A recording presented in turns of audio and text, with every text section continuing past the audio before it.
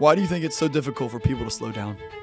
Being fast all the time referenced in the Bible as a negative thing. There's been a lot of stuff going on in the world lately. I don't know if you've heard about anything crazy. I do it. Oh, dude, I'm so bad. This is like one of the worst things I'm bad at. Us stimulating our brains, we're always wanting something. We're always wanting to do something. We're never really taking time to slow down. We too lit, we live. 407 305. Too hot to walk outside. Soon as I step, I spit that fire. Burn your wings, What's up, fly guys? too I'm high. Gavin. I'm Brandon. And you're watching the Grain of Salt podcast, the number one podcast that you should take with a grain of salt.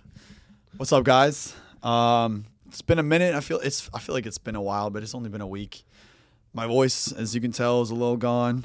My voice is actually back Yeah. compared to last episode. Yeah, so Brandon got back from camp last episode. I just got back from camp yesterday as well. That was a pretty cool experience. That is big news. You should probably tell us about that experience. Yeah, no, I mean, it was middle school boys, first of all. So I was watching over a cabin of 17 7th grade boys. Had a co-lead, David Moss Jr. Shout out to the my co-lead. What a good name. He's actually gonna Hold up. come on the podcast. You ever thought about this? Those people who I think about this all the time. I saw it recently on TikTok. The idea of naming your kid something cool. Like Yeah. you think about LeBron, like his name is LeBron Ramon James. I didn't know his middle name was Ramon. Obviously that kid is going to become a legendary basketball player. Or like Louis Vuitton. Oh, dude, okay. Christian Dior. My mom's friend had a son named Bo Strasnick. Does that just not sound like a superstar name? Dude, Bo Strasnick is like That is like such a cool name. some legendary hockey player or something. But yeah, anyways, I'm going to name my kids something cool for sure. It's hard though because I have such a white last name, Anderson. It's like, No, dude, you could use that. What if your kid's name was like I can't even think of something that's cool. anyways, so dude, like the guy I co-led with, his name is David Moss Jr. The first 15 minutes like of the day, like when we're about to go to camp and everything, find out he's a full-time content creator.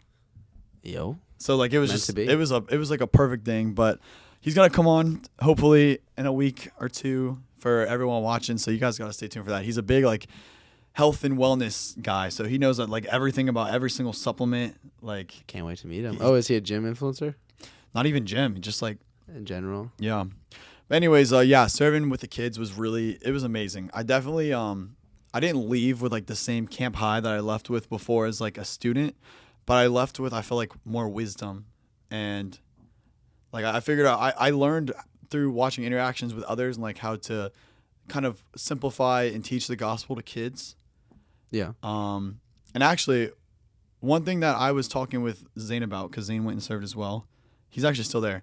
But one thing I was talking to him about the last night, and I want to get your opinion on this just because I had this revelation like during the service. And it's the idea that So when it comes to little kids and teaching them the gospel, I think a lot of them will say like that they accept Jesus and Yeah. they'll say all the right things because that's what they've been taught to want. But I don't think they fully understand this. And like an example being one of the preachers was saying something and all the kids just start clapping. And you could tell it wasn't a response of they believed it, but they thought it was the right thing to do at the moment. Like, oh, she said something what they've been good, so taught. I'll clap. And she even made a comment. She's like, oh, don't clap because you think it's the right thing to do. And it hit me. I was like, wow, when I was a kid, I would say I was saved and all this. But ultimately, a few years later, I would fall away because I never fully understood God. And so my question to you is, do you think that kids at that age fully can have the life experience and maturity to believe this? Or do you think it's more of planting the seed in them young and having them realize the significance of it later in life? Your question is that do I think that kids that age have the maturity level to genuinely believe in God? Yes, I do. And even younger. The kids I had, so you had what, like 12 to 14-year-olds or something? Yeah. Yeah, my kids were a little bit younger. The oldest kid I had was like 12 to like 7.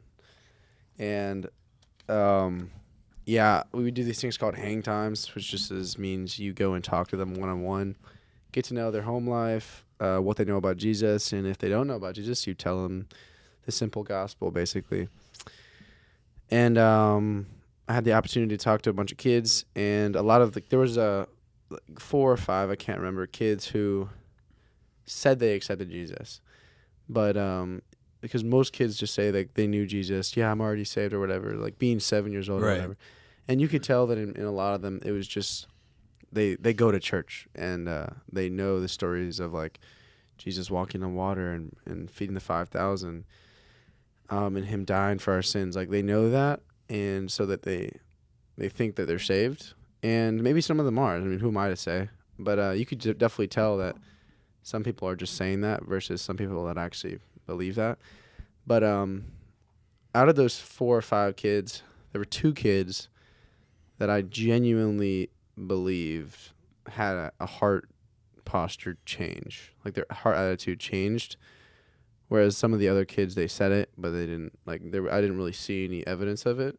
But obviously that's not up to me to decide. Right. But there's this one kid.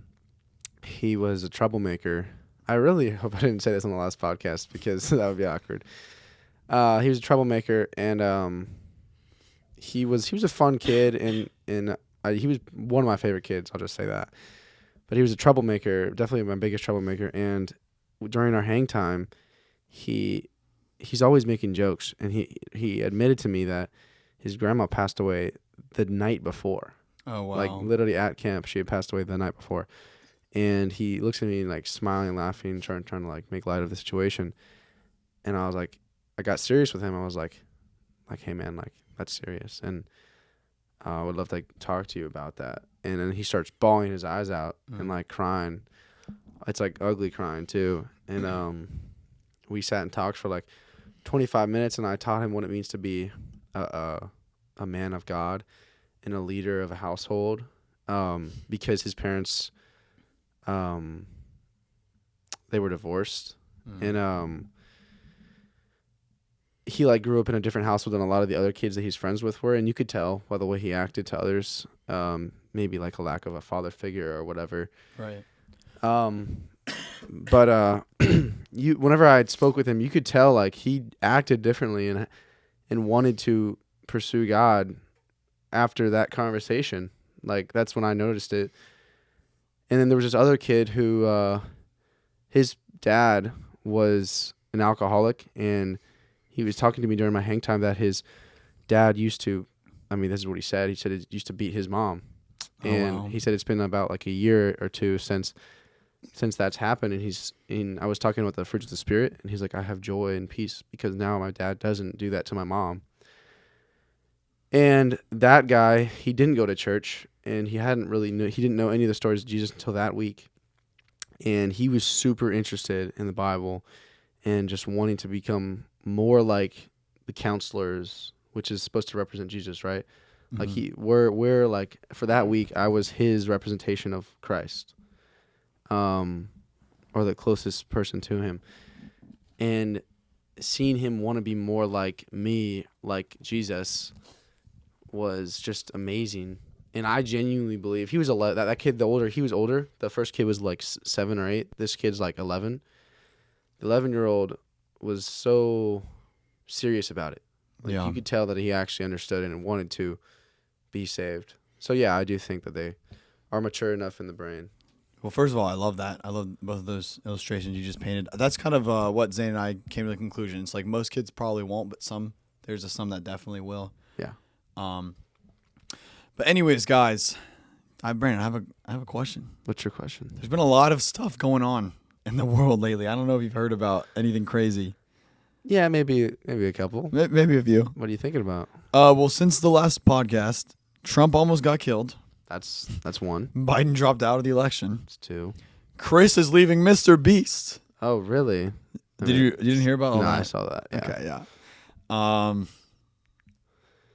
Yeah, that's insane, dude. I've been watching so many videos about like Trump, and I'm a golf fan, and Trump loves golf. If that was like a whole meme, he was debating Joe Biden on golf. Yeah. Trump's actually kind of a G at golf. Dude, he's insane. I watched a He's video. nuts. Bryson DeChambeau, shout out him. He posted a YouTube video with him and Trump trying to break 50 on a scramble, and they shot 50, which is like it's like the best ever. That's crazy. Anyone's ever done. You know his granddaughter is insane too. Apparently, she's like 17 and she's like a golf prodigy. Really? She's really good. I saw her little speech she gave. Yeah, her speech was very She sweet. gave about her grandfather. No, I saw it's a TikTok. It was him getting shot at, and then he had like a patch on his ear, Yeah. and he was golfing less than 24 hours after getting shot at. Yeah. And then it was like the video of Biden like tripping down the stairs. Yeah, it's crazy. No, but yeah, it's definitely crazy. There's a lot of like conspiracies I've heard surrounding both topics. There's some wild stuff that I've They're in seen. court right now because they don't believe that it should have it could have happened. They believe that Yeah. that if it was Biden, it wouldn't have happened. Basically, Well, I heard something the other day that said there's like 5 states in the U.S. that basically say a president can't drop out unless they die, and then there's some people like even that one conservative guy who you spoke of recently, Charlie Kirk. Charlie Kirk, has even come out and said that a lot of reliable sources are saying that Biden died. So people think that like the voice call with him and Kamala was AI and like all this crazy stuff that I he's don't know actually if I think dead. he's dead. That's what like some of the theorists are saying. I mean, I guess I haven't seen him personally recently, so I mean, who knows, dude? Well, I guess the truth will all come to light, but and then also the Mr. Beast stuff is wild. Don't know what it is with this year, but so much has come out of like people contacting minors. We just got oh another yeah. one. I mean, he also is just getting so much hate. Yeah. I think if I was him, I would have dropped out anyway. Yeah. Society. I mean, just the world is not like him right now, or Yeah. her. I guess I don't know. Yeah. Well, Let's get into it. let's get into it. Let's get deep. All right. So today,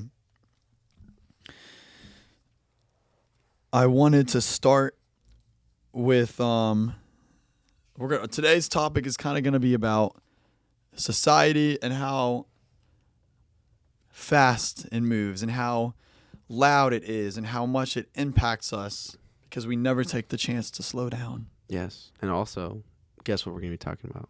What are we going to be talking about? We're going to be talking about how the cultural norms and the loudness of the world, it kind of overshadows sometimes the truth of what the Bible says, leading even Christians and fellow brothers and sisters astray from what the Bible says because they think that because the world says it's right means it's right, if you know what that means. Hey, you know what I think about that? I think that sounds so good. Yes. Thanks for cheering.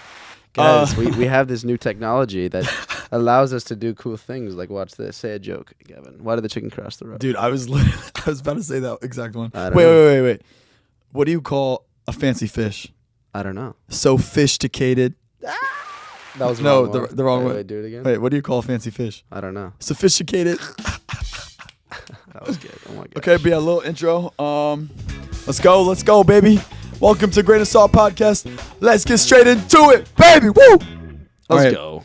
We're gonna start with a little quote. I actually heard someone say this at a breakout on camp. I'm not gonna take credit for it, but Carlos Andino. We're not gonna be talking about everything you talked about, but just this one thing. Says, too many people search for what's loudest. The issue with that is that our world is very loud. So if you think about that, we're searching for what's loud. The world is very loud. That means we're searching in the wrong place. True. So, the loudest in the world. I think that Satan has done a great job of normalizing things that were never meant to be normal by causing loudness in our world. And I'll dive deeper into that, but I just want to paint a picture for you. Actually, first I want to lead with a question. Let me pull out my phone here. Okay. As we wait. Dun, dun, dun, dun, dun. Why do you think it's so difficult for people to slow down? I think that it has to do with like contentment a lot. I mean, me personally, sometimes it's like getting overwhelmed maybe. Like me personally, like I'll get overwhelmed with stuff and think that I need more or like it's not good enough. So I look for more, hence looking for like the loudest thing that's easiest to grab or whatever. Right. So yeah, for me, why do you think the world? So I definitely agree with that. I think there's a lot of things, but I think number one, like one of the number one reasons is stimulation. I think that if you look at society now compared to like, say, 30, 40 years ago, we're very overstimulated. And my example of this, I want you to think about every time that you meet an old person, whether you're at a Waffle House or you're at the mall, if you're standing next to an old person, what do? They try to talk to you. True. They always try to start a conversation. And I think that I think it's because like they grew up wanting to engage and talk to people. When they're bored, they're not doing what we would do. Because when we're bored, if you're with friends, if you're at a party, you're going to pull out your phone and start scrolling. That's because we have been designed by society to, whenever we need a hit of dopamine or stimulation, we get it from our phone. It's just what our minds have been trained to do. So like that's why I think like doom scrolling is so dangerous, and like just all this stuff with our phone is dangerous, because we're just teaching ourselves that, hey, I don't have anything to do right now. Let me go scroll on Instagram for 5 minutes. Yeah, that And happens to me a that'll lot. turn to like an hour of doom scrolling, right? Yeah, doom scrolling. I see that a lot. That term. Yeah, I realized when I was at camp, did you have your phone at camp? Yeah, you had your phone. We at camp. did to text the parents, but we were like barely on it. Yeah, so like we literally did not have our phones at my camp, so it's like I wasn't on my phone for like 4 weeks, and it is weird after the fact. You kind of realize what effect it had on you, and I would say that they were all positive. Yeah. No, there's multiple factors for that, because you're at camp, you're not stressed about anything else because there's nothing you can do about it. Right. So it's like it doesn't matter in the moment. Whereas maybe if I was outside of camp trying to not have my phone, it would be a little bit harder. But you definitely, it was easier to talk to people who you don't know that well, Right. because what else are you gonna do? Exactly. You kind of need to, and you start to form that genuine like appreciation for others' stories and their testimonies. For example, like I remember I went to Chipotle yesterday, and I didn't speak with like the person behind like the desk or whatever. I just kind of told them what I wanted, and it's because I was on my phone. And I remember I was at camp, and we went to a Chipotle. And I remember I had like a 5-minute conversation with the guy behind the desk. Even after I checked out, we were just talking for like a couple minutes. And I'm never going to see that guy again. Like he was in a completely different state. But like just that fact that I would have been on my phone if I had my phone. Right. Instead of having that conversation is, I mean, it's a little disheartening. But I don't know. Right. And so kind of where I'm going with this is like, if you look at it, I feel like us stimulating our brains, we're always wanting something. We're always wanting to do something. We're never really taking time to slow down. If you think about your days, I'm gonna try to guess how your day is, and I want you to tell me how accurate it is. Yes. You're gonna wake up Yes. and you're gonna quickly try to make breakfast. You're gonna quickly try to shower. You're gonna quickly try to change because you might have plans for the day. And when you're in your car, you're rushing to get to these plans so you can be there on time. While you're with your friends, you guys are having fun. And then when you're done, you're rushing home to do whatever the next thing is, rushing to get food with your family, dinner, rushing to maybe get some homework done, and then you're rushing to go to bed to wake up and do it all again. Yeah. We're rushing in a world that tells us we need to be fast, and we're never taking a moment to sit down and to just exist and to breathe and to just take things slow. And so I want to open with Romans 12:2. Do not be conformed to this world, but be transformed by the renewing of your mind. And in a world that wants to rush everything we do and never wants us to slow down, we should not be conformed to this.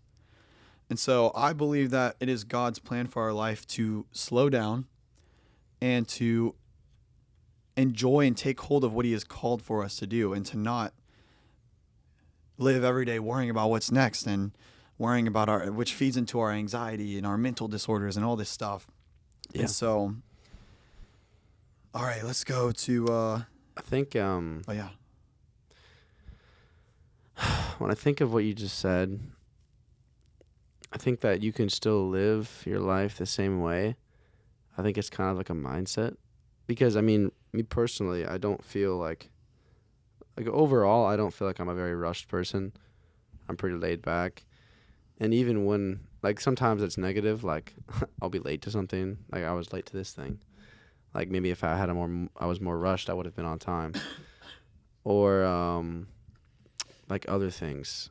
It's like I know that it doesn't matter in the end. Like I don't need to feel rushed. Like why am I feeling rushed? I don't need to. That's not something you need to feel. So I tend to just let go of that stress, which is, I feel like that's a good thing. Like letting go of your your stress that's not needed. Right. And I'm not even referring to this all in the context of like anxiety or worry, but more so just like I don't think we as Christians take enough time to carve out moments of silence and patience and like slowness in our life. So That's true. for one thing, I think that as Christians we need to, and I think a lot of this I'm going to be referring to when in prayer and in the word, because realistically, if you are taking time out of your day to like take a slow, deep breath and like recharge and refresh, it's through the word or through prayer with God. Yeah. So 2 Timothy 3:16 says all scripture is given by inspiration of God and is profitable for doctrine, reproof, correction, instruction, and righteousness, that the man of God may be complete, thoroughly equipped for every good work. And so one thing that I started doing this summer is taking this time to slow, because usually I'm so go. And what I used to read my Bible, and when I tried to, I have a chapter a day I would read. Yeah. And I would find myself reading it, but I would find myself rushing it. And I'd be like, okay, like I'll check this off the list for the day that I read my Bible. Yeah. So I would read a chapter, and I would not sit there and meditate on it. I would not try to store it in my heart or learn from it. I would just read it and be like, okay, almost like one in ear, out the other. And I think a lot of Christians do this, and I think it's the wrong way to approach all of it. Yeah, I mean, okay, so in my life, when it comes to the Bible, I tend to, I don't know if this is a good thing or a bad thing. So I pray to God for discipline when it comes to reading the Bible and praying and evangelizing, like discipline. It's like when I don't want to do it, I'm still going to go out and do it, Right. right? Even when it's not like what the move is for that day or whatever. What's the But move? I think that I do, like when I do read the Bible, I digest it like the right way. Like I haven't read my Bible intentionally for probably 3 or 4 days, but the last time I read it, I read like half of First Kings, and then after I did that, I just kind of sat on it, and then I think what I do to digest it fully, is I go and I tell someone about it. Like I remember that day I talked about it with my dad, and then that weekend, I talked about it with my friends over the break or over the weekend. But I think the disciplined and like the checking the box thing, I don't think it's always a bad thing, because getting in the habit of reading God's word isn't bad, because you still learn. It's like going to school. Like sometimes you don't want to go to that class, but in the end, you're going to get benefits from it. All right, let me ask you a question. If I'm reading the verse just to check it off, what about when you're doing math homework? You don't want to do it, but you got to check it off.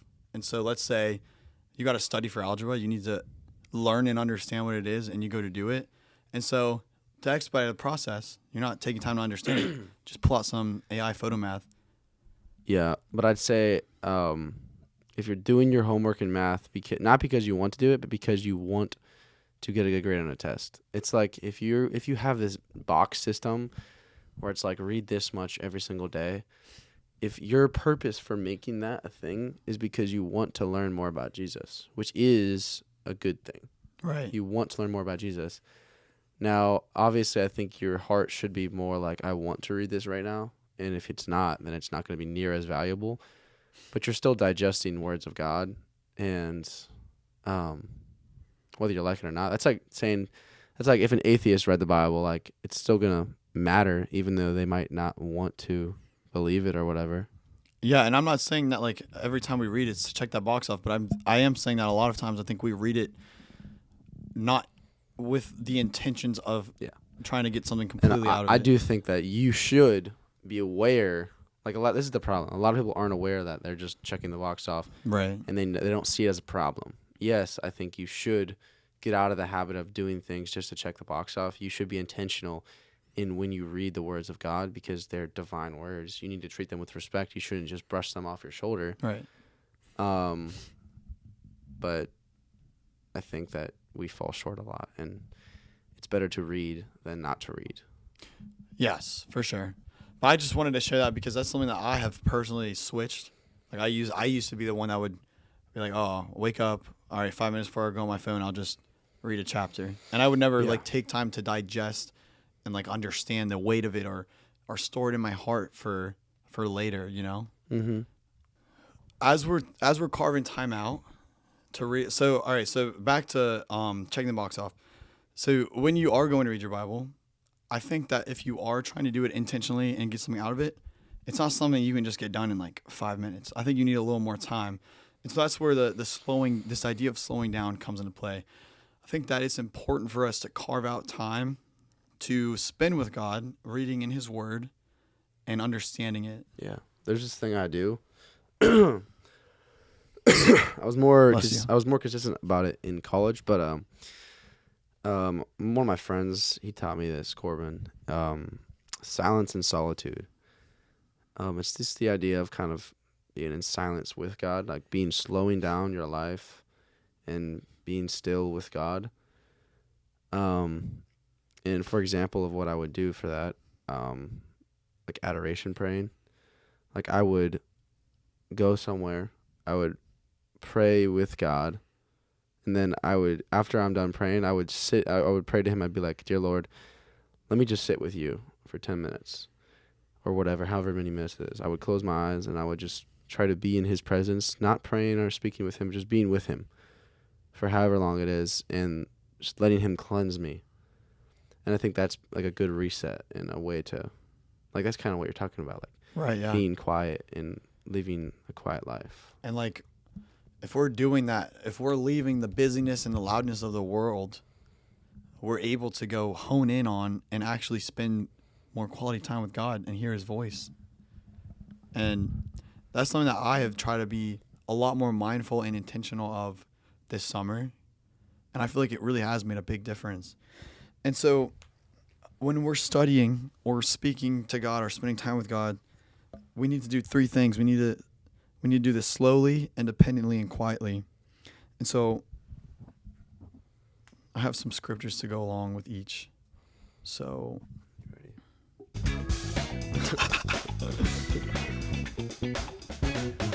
dun, dun, dun. So for independently, 2 Timothy 2:7 says, think over what I say, for the Lord will give you understanding in everything. And so when you're reading your word and you're spending this time with God, He will reveal things to you. It doesn't say He will reveal it to those around you. Mm-hmm. You know, He might speak to you through other people, but when you're spending this time with Him, He wants to communicate with you and He wants to reveal things to you, directly to you. And so when I was younger, I used to always hear these crazy stories of people hearing God's voice, you know, and I hear testimonies and I'm like, why can't I hear God's voice? Yeah. And what we don't realize is He speaks to us through His words directly in the Bible. And also, maybe God does want to speak to you, but you don't know what His voice sounds like because you don't take time to sit there and try to hear it. Kind of like you said with the moderation and silence. Like we're so used to praying a quick prayer up to God and then going about our days. We don't ever try to sit and listen and get to know His voice. Yeah, I can agree with that. Yeah, and prayer is definitely like, it's one of the biggest tools God gives us that we take for granted. I always bring this up. I'm a big apologetics guy, and I know a lot about like other faiths, specifically like Islam. And one thing that I admire them for is the amount that they pray. Now, I don't agree with the way they pray. Right. A lot of their prayers has to do with like repeating over and over again, and I don't think that's good. I think that God calls us to pray intentionally, like to pray specific prayers, not to just. I used to have a youth pastor. We used to do prayer before all dinners and just whatnot whenever we were together, and it was this like cheer, and it turns out he didn't like that prayer, and we stopped doing it because he realized like we need to have intentional prayers and not just be praying a silly song. Yeah, if you're just doing something over and over repetitively, it's like kind of like a checking the box. Yeah, like if I'm every day, like what's an example? Like I mean, if you have a work schedule and you go to work and you do the same thing every day, it's kind of like you're mindlessly doing it, you know? Yeah, it's like if you're praying, it's different. If you're praying, singing a song with intent to bring joy and love into the room with like the kids or whatever at camp, Yeah. that's not bad. But if you like grow up and you sing the same prayer, but you say the prayer as fast as you can and you're just saying it because you're exactly. like, well, we need to pray for the food, so let's do this. But you're not actually speaking to God. You're just speaking these words into the world. And also, like, with the whole free will topic, like, God wants us, he created us like that so we aren't mindless worshiping robots, right? And with the intentionality of prayer, we can make it unique to ourselves and to him. And if we're all just repeating the same thing, it is kind of like we're robots in a way, you know? Exactly. So we must study independently. We must also do it slowly. And for this, I have Psalms 1:2. But his delight is in the law of the Lord, and in his law we must meditate day and night. And Joshua 1:8. Keep this book of the law always on your lips, meditate on it day and night, so that you may be careful to do everything written in it. Then you will be prosperous and successful. When we're going through the word, we're not supposed to just read it and be done with it. I think a lot of times we will read the word and maybe we won't understand it completely. And rather than trying to dig deeper in, we'll just brush it off and be like, okay, I read it. But we're called to meditate on it. And with meditation, I think maybe there's some like negative stigmatism tied to that word, like, oh, meditation. Like, we're not meditating to like spirits. We're trying to just, in Christianity, when we meditate, we just think on something and try to digest it and understand. And kind of like you said, tying back to prayer, if we don't understand something, it's a tool that God gives us to use to openly communicate with him. And he gives us the Holy Spirit to also decipher his words. And so Yeah. when it says to meditate, we can call into power of the Holy Spirit in prayer to digest and understand what that is. But my point being, we can't do that quick. We have to be slow to do that. Yeah, and being fast is all the time referenced in the Bible as a negative thing. Yes. A lot of the times, like a really famous verse right here, James 1:19, be quick to listen, slow to speak, and slow to anger. Like a lot of us have heard that. Yeah. And it references being quick as, well, actually it says be quick to listen, so I guess quick would be a good thing. And that, but they're saying that if you were quick to speak and quick to anger, like those are bad things. Exactly. Yeah. Also another one that I see here, Proverbs 21:29. Wicked people bluff their way, and God's people think before they take a step. I mean, it just goes to say, like, take your time before you make decisions that are important, because people do that all the time. Like, I mean, dude, Gavin, have you ever made a decision quickly or in the spite of something, or just like somebody said something to you, so you responded really quickly back and then later regretted it? No, I'm perfect. You, bro. No, I'm kidding. Of course. Jesus? I do it almost every day. Really? Every day? I Okay, mean, okay. I don't know about every day. Not but every day. I do it more than I should. Yeah, me too. Like, I do it. Oh, dude, I'm so bad. This is like one of the worst things I'm bad on. I'm just too impulsive. Like, this weekend, like, someone said something to me, and then I said like a narky comment back, and I was like, dude, why did I say that? Yeah, no, I find myself doing There's that no way more reason than for I me to say should, that.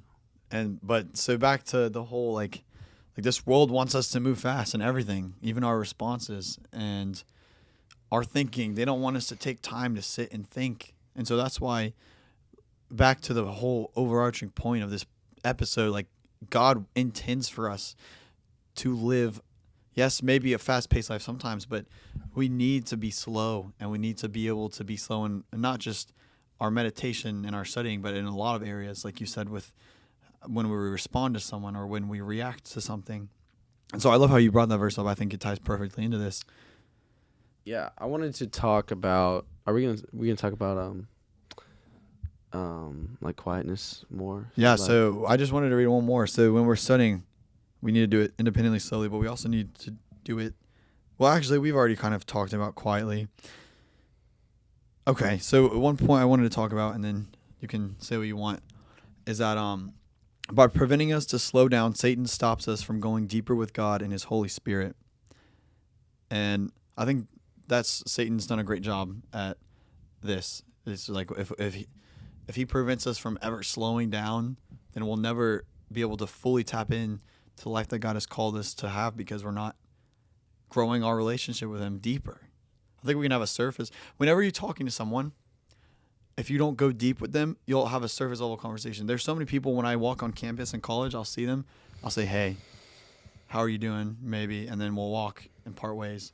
Or whenever someone texts you that you haven't talked to in a while, they'll say, "How are you doing?" And you'll just be very surface level and say, "Good." It's because they don't dig deeper with their questions, like Yeah. like You gotta dig a little deeper. dig a little deep. Like, how's your life been lately? What's the biggest way God has worked in your life? How are your parents, your family doing? You know, like, and that's the same with God. If we don't take time to slow down and dig deep and get to problems that we might not even knew we had, because Jesus will reveal those to us, and we can't really fully tap into the life that He calls us to have. Yeah, I gained an appreciation for deeper like relationships in the last couple years. Like all of my friends now, I'm pretty I'm deep with all of them. Like they know a lot of my struggles. I know a lot of their struggles. I know their family. I know their siblings. And I'm single. And I have this rule now that Oh, what is this? when I rule? first meet the person, if they're so like I'm only gonna be attracted and want to continue if they are willing to like have some deep conversations. Like if I meet you and all we talk about on our date or whatever is like your favorite color, like or like what your dog's favorite toy is, like I'm not gonna want that. Like I want to have someone that's gonna be willing to be vulnerable and open up. And Maybe I- not the first day, but like you know what I mean. I mean, even with all relationships, like we want a deeper connection with our closer friends. Yeah. And like, think of how much more God wants that with us. Yeah, I recently had an issue. I had a friend. I'm gonna be careful what I say here. He did some things that could have been prevented if he had been open with his friends, Mm-hmm. like us, like me. And the things he did, he can't take back, and they're not good things. But if he had opened up and been vulnerable with us like a year ago, 6 months ago, the things that had happened would not have happened. We would have been able to help him and prevented things from happening. And I think that's a fault that he was never serious with us. He was always joking, making jokes, and always making light of every situation. If he had just sucking up his being embarrassed or whatever of like, ooh, I don't want to tell them my fears and my anxieties and my vulnerabilities. Like that is important in any friendship. And like, I don't know if you know, but there's these like people that I meet or I'm friends with, and every time I talk to them, it's like I don't know them that well, but the questions they ask me, it's not just like, oh, how was your dog? How's your day been going? It's not like they'll come up to me and talk to me for 20 minutes every time I meet them, and it'll be like they'll remember like about my life, like, oh, I know you're going to FU. How is your relationship with God been recently, or like how is that problem you had with your mom or your dad going? Like those are much more serious questions, and these are people that you would think are just surface level friends, because they are like they're more than surface level friends, but I don't have I don't hang out with them every day, Right. but I still know who they are. Yeah. And like, yeah, no, I get that, but like they're you wouldn't count them as like a closer friend because you don't spend more time with them, is what you're Exactly. saying. Like Yeah. I really only see them as I walk past like the hallways and stuff. Yeah. But I can still look at that person and like have their back because I know them more. Like I can speak up for them because I know their character. Yeah. Because we've had deeper connections, Yeah. which is something I got an appreciation for. Yeah, no, I'm the same way, definitely. Like I want those deeper friendships with people, and like I don't want to just know how your dog is doing, or I want to know like the raw stuff. I want to know what's good, what's bad, how can I pray for you, like all of it, you know? Yeah, and I get like people. It's a scary thing. Yeah. Like I didn't want to open up to anybody until I was probably a junior in high school. Yeah. So I'm not gonna blame anybody for not. It's just I just want to encourage everyone that vulnerability is a good thing, not a bad thing. I mean, I'm pretty sure there's a lot of verses in the Bible that talk about confessing to others your sins so that they can help you through it. Yeah. Like community is a very, very, very, very big thing that I know we're both passionate about, but that Jesus is also passionate about. All right. So yeah. You want to talk about kind of talking about like the loudness of the world and how there is a truth. There is only ever one truth. You can't have two things be true if they go against each other. And Oh, I like that. the idea that the world has their truths and the Bible has their own truths, and you can't have both. And there's a lot of Christians out there. Maybe some of that are from my own brain, like the way I grew up, the things that I think are right, the things that people around me think are right. I grew up around atheists, Muslims, Jews, like all different types of religions. And there are some things that we just all kind of agree are right and all kind of agree are wrong due to society and cultural norms. And the idea that we need to stick to what's true, which is what's in the Bible, because the Bible is true. And we need to stray away from things that are not of the Bible but are seen as okay amongst this world. Okay. So actually, I had kind of brought up Carlos at the beginning. He did a breakout on my camp, whatever. He actually did something. He spoke directly on this topic. So I have a few points I could share about it. But he talked about more specifically how the younger generation is being targeted. And I think that like if we look at the younger generation, if you can control a young person's narrative, then you can control their future. Yeah. Because you can make them believe or normalize what you want them to believe is okay. And, dude, that shapes their whole worldview for the next. Yeah, 100%. And talking on, you brought up in the beginning, Chris from Mr. Beast and, like, what he did, he was caught, like, having inappropriate conversations with people who were underage a couple years back. And that person came forward and said that they didn't feel as if they were being groomed or anything bad in that way. But their narrative was controlled by this man, and they didn't. It's hard to realize that something's wrong whenever you're the one it's happening to. Exactly. But when you have people outside. Exactly. Yeah. But that's the whole point. Like, the media can control everyone's narrative. Right. And so this definition for popular culture says mass popularity gained through mass media aimed at younger people. If we break that down, when we're looking at popular culture, which is pop culture, mass popularity, so things that are popular, gained through mass media, so things that are popular on social media, targeted younger people. So, I mean, I don't know if you can relate to this, but when I was at camp, I was watching 7th grade boys, and the jokes and stuff that they were talking about, things I would never have known at that age. They're talking about, they were making Diddy party jokes and, like, oh gosh, edging and mewing, and, like, it's funny, but, dude, these jokes, I don't think they realize are teaching them about things that are sexual. It's maybe normalizing like I don't think. Do you know what the Diddy party stuff is? It's like yeah. I mean, it's none of it's good, obviously. But I mean, like I definitely make jokes like that too. I know, but also because of like social media. It's different with our age because we're mature enough to know that's not okay. But when they're that young and they're joking about it with a smile on their face, to them it's more normalized. That is true. I do agree with that. Like to them, oh my gosh, some of my kids, they were like 7 and 8 making those jokes, and I'm like, I hope you don't know what that actually means, dude, because that's disgusting. I had one kid. For some reason I brought up sketch. I should have not have done that because everyone was like saying, "What's up, brother?" And I was like, "You guys like sketch?" And one kid looks at me and is like, "Yeah, I watched his gay porn and it was really good." Oh gosh. And like, yes, he's joking about that, but the fact that he's seen that or knows about that is insane.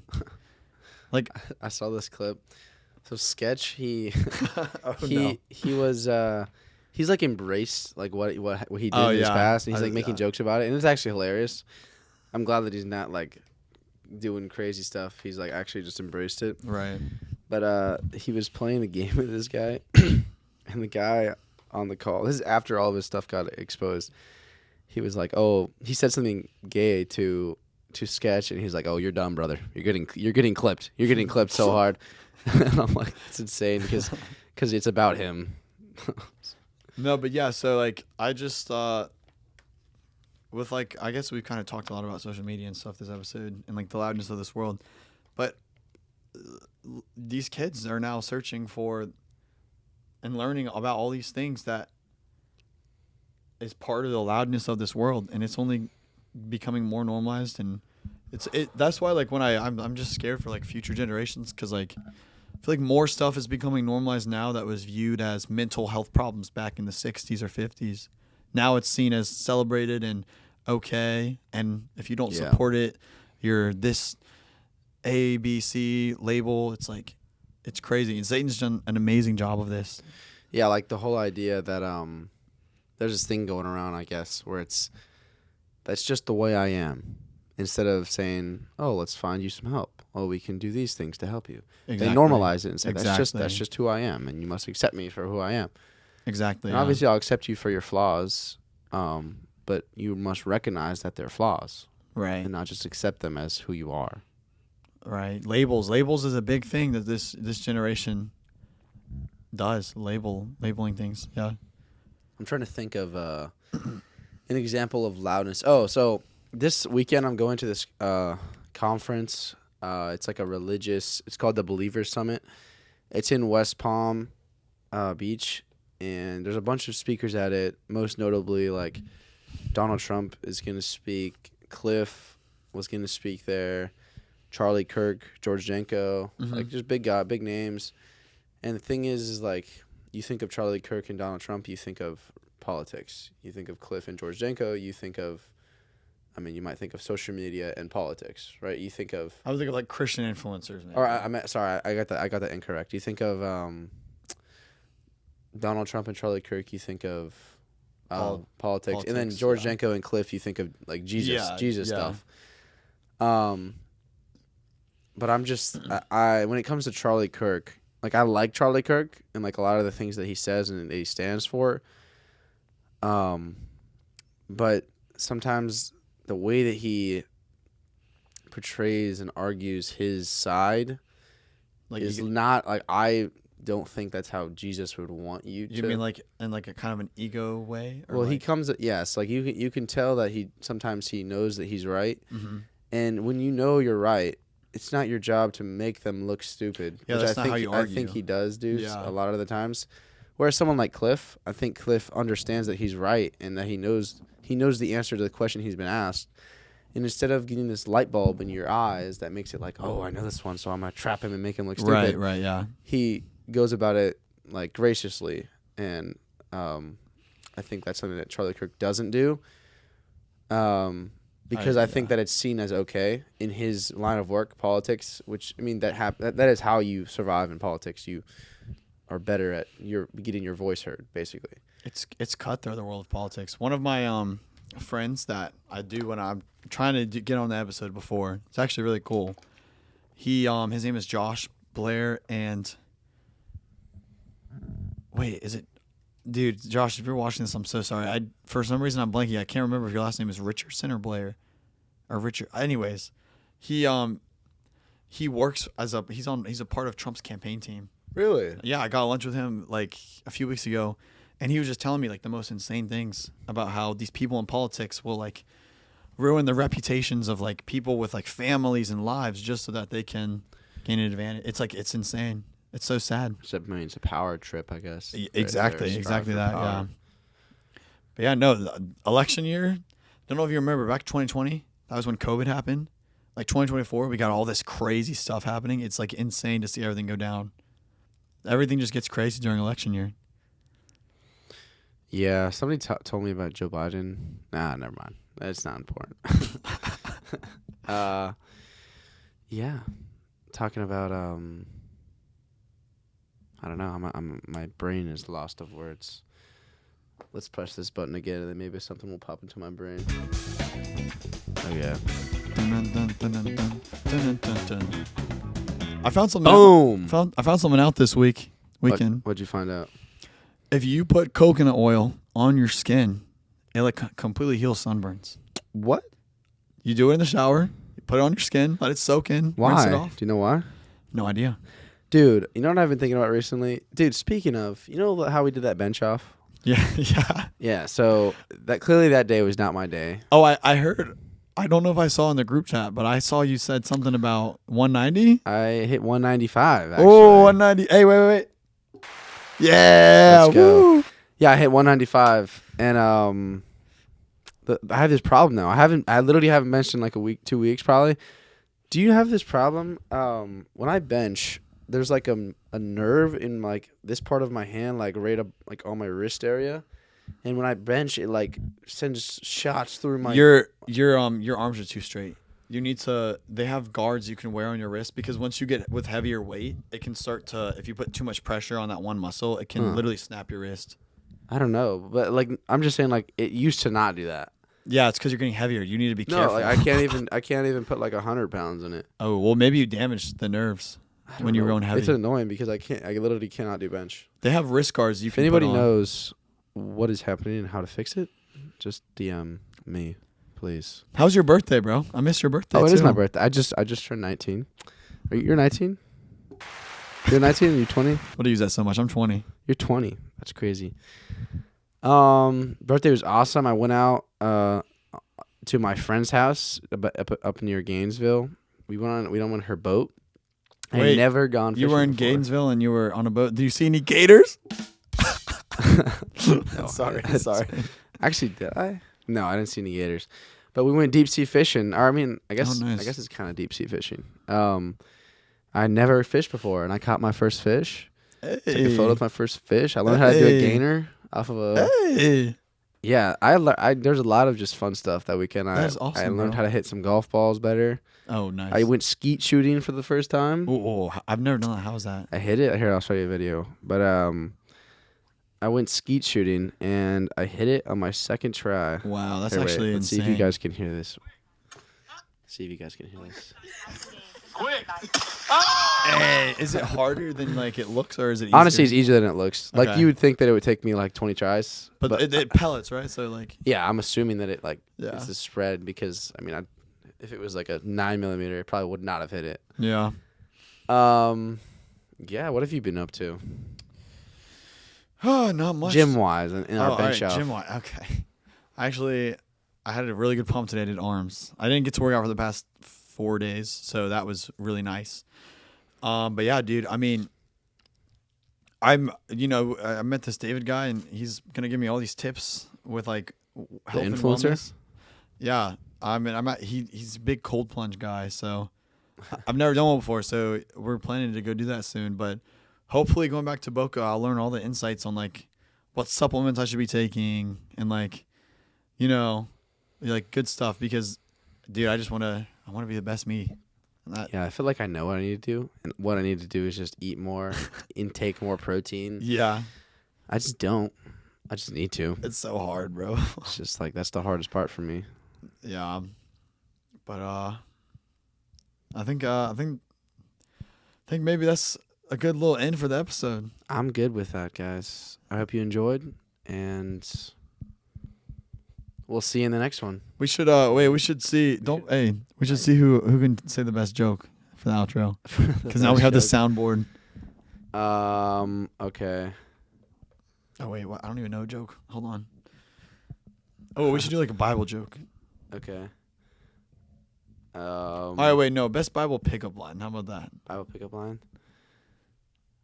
Ooh, let me think of one. Hold up. I got one. Ooh, wait. Are you All right. the